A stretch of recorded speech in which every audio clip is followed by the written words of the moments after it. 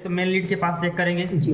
इसके दोनों पिनों के पे एसी आ रहा है कि नहीं आ रहा है। अगर यहाँ आ रहे हैं तो यही वोल्टेज हमारे यहाँ आने चाहिए, जो लहरता हुआ है ना रेक्टिफायर पे, रेक्टिफायर के पास आना चाहिए। अगर यहाँ वही वोल्टेज आ रहे हैं तो वही वोल्टेज हमारे थर्मोस्टेट के पास आना चाहिए। अगर ये तीनों जगह हमारे वोल्टेज बराबर आ रहे हैं तो इसका मतलब 50% पीसीबी क्या है, सही है। इसके बाद हम फिर डीसी चेक करेंगे। क्या करेंगे? डीसी। तो 5 जगह तक हमें डीसी वोल्टेज आना चाहिए। जैसे पहले हम इसी जगह देखेंगे जी। तो इसी जगह वोल्टेज नहीं बनेंगे तो कहीं पर बनने वाले नहीं है, क्योंकि शुरुआत यही करेगा। शुरुआत क्या करेगा? यही करेगा। दोनों साइड वाला एसी ना? हाँ, दोनों साइड वाला डीसी है।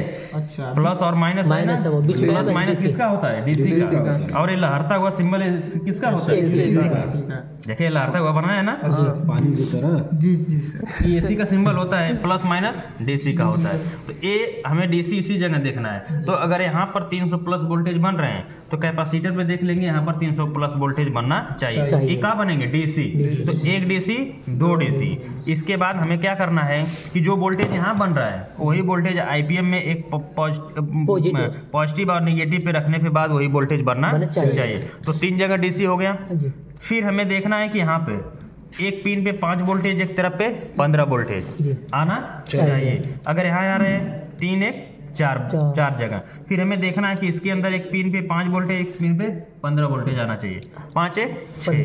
फिर हमें यहाँ पर देखना है कि आपका 2 वोल्टेज 2.5 वोल्टेज आना चाहिए। तो 5-6 जगह पे अगर इतने वोल्टेज आ रहे तो इसका मतलब पार्ट हमारे क्या है? सही है।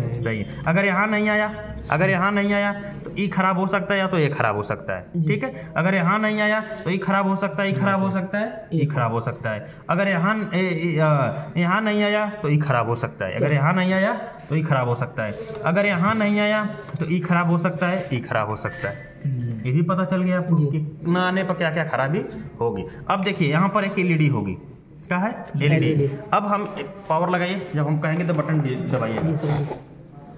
यहाँ पर देखना हमारे उंगली पर, जैसे हम यहाँ पर पावर लगाएंगे टेक से एलईडी क्या करेगी? ग्लो करेगी और फिर से बंद हो जाएगी। अगर वो पावर लगाते ही एलईडी ग्लो करके बंद हो गई, इसका मतलब इसके अंदर पावर पहुंच गई।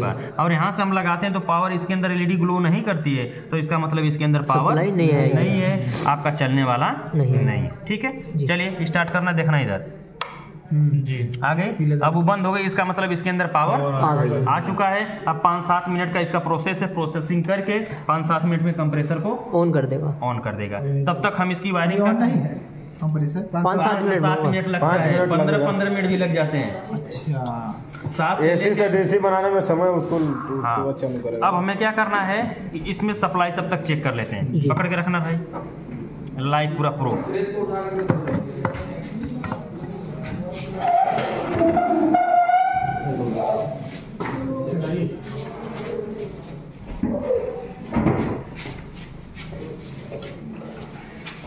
इधर देखना, मेन सप्लाई एल और एन की जी। इधर भी देखना, इधर भी देखना, बहुत सावधानी से। ठीक है ना? आ गए 230। फिर हमने कहा था ई ब्रिज रेक्टिफायर है, इसके बीच पे आना चाहिए वही वोल्टेज 230। ठीक है। इसके बाद ये हमारा थर्मोस्टेट है, वही वोल्टेज यहाँ पर भी आना चाहिए जी। सही है, यानी 50% इसका काम सही है। अब हमें डीसी चेक करना, तो इसको किस पे सेट करेंगे? डीसी। यहाँ डीसी लिख दिया जी। पहले हमें देखना है यहाँ पे, कहाँ पे? रेक्टिफायर के पास, प्लस माइनस पे, प्लस और माइनस पे। तो ये माइनस वाला माइनस, प्लस वाला प्लस। अगर सर प्लस वाला माइनस में कर देंगे तो इसमें नेगेटिव दिखाएगा।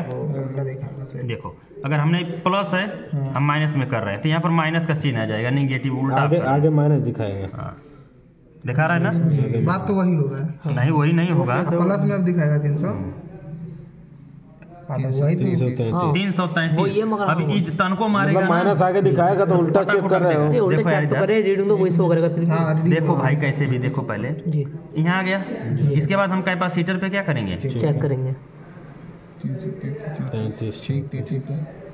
आ गया।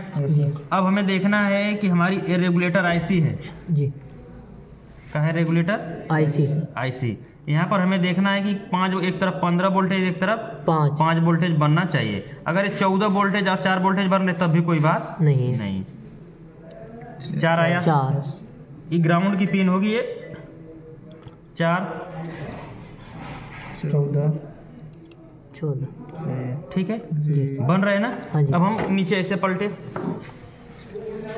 यानी कि यहाँ से EIC इसको ऑपरेट कर रही है। हाँ जी। स्टेप डाउन ट्रांसफार्मर इसको क्या कर रहा है, भेज रहा है कितना, 15 वोल्टेज।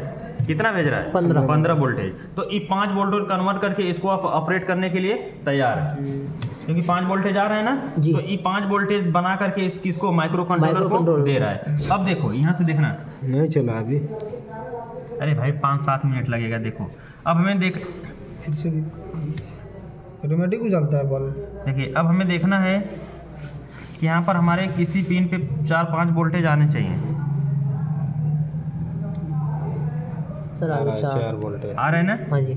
और एक पे हमारा कितना चाहिए, 15 14 14 आ गया। आ रहा है जी। इसका मतलब कि इसको 5 वोल्टेज और 15 वोल्टेज दोनों मिल रहे हैं। अभी तैयार चलने के लिए क्या है, तैयार है। अब हमें इसको देखना है कि यहाँ हमारे 2 वोल्टेज 2.5 वोल्टेज आ रहे हैं कि नहीं आ रहे हैं।